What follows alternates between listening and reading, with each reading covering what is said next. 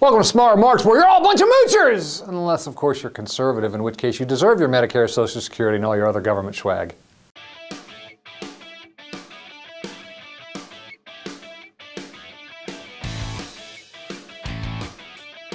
So for whatever reason, I keep getting added to these right-wing email lists. You've probably seen them where these wingers forward you everything that comes down the pike. God knows why. It's probably because they think if they keep bombarding me with this stuff, I'll turn around and all of a sudden I'll become outraged too. And the theme of this stuff in recent months has really begun to focus on the freeloading poor, the undeserving poor, people who won't work. It seems like every other conservative out there has been in line at the grocery store behind some undeserving welfare mom who's using her access card to pay for lottery tickets and cigarettes and Cheetos for the kids. You know, this has long been sort of a staple of conservative discourse, this resentment of the poor, but it really seems to have been kicked up a few notches this year. Obviously it's because it's an election year, but really more and more conservatives seem to think that this is a growing problem. They seem to think there are increasing numbers of moochers landing on the public support rolls, and of course they want something done about it because this is all because of Obama's socialism and the fact that the welfare state, in their mind,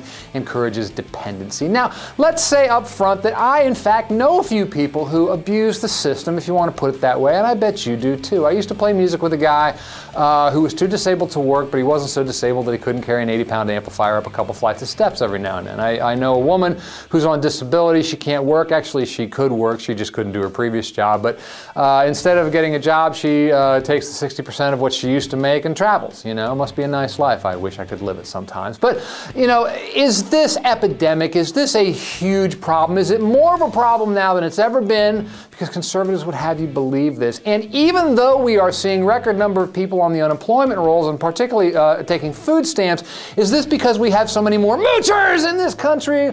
Or is it a function of the fact that the economy stinks? You know, conservatives, what you have to understand about conservatives is they're all the star in their own little morality play. They're all the virtuous, hardworking, salt-of-the-earth Americans who are being fleeced by those people over there. And of course, they want to cut those people off. To the extent that they support a welfare system or a social safety net, they want one that gives money and gives support to the deserving poor who will use it to get back on their feet, and they want to cut off the undeserving poor. My question is, how are you going to separate the wheat from the chaff? How do you create a system that actually does this? Because let's say some undeserving, lazy person who won't work has kids.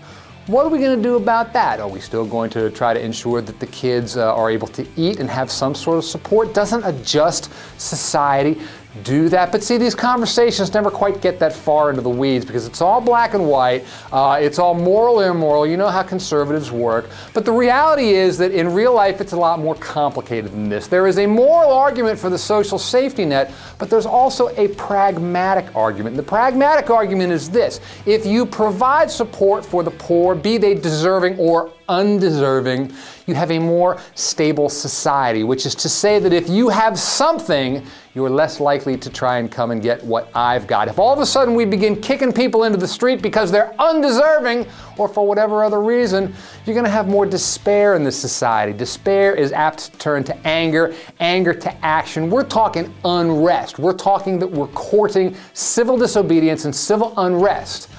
Good thing we've militarized our local police departments, don't you think? The reality is that the perfect moral system that the right would like to construct is probably impossible. When it comes to the social safety net, we're painting with the broad brush, and so the choice is this: a system that punishes and penalizes the undeserving and courts civil unrest, or a system that, in fact, tolerates a certain amount of abuse, yet still delivers a payback beyond what it costs.